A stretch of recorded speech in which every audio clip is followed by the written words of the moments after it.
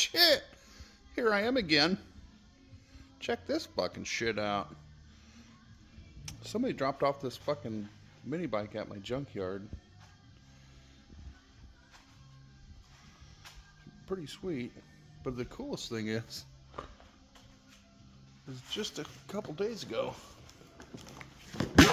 I got 2 cases of brand new Tecumseh parts for that engine.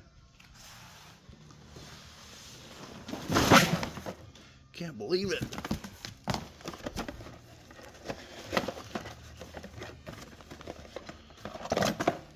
Brand new carburetor.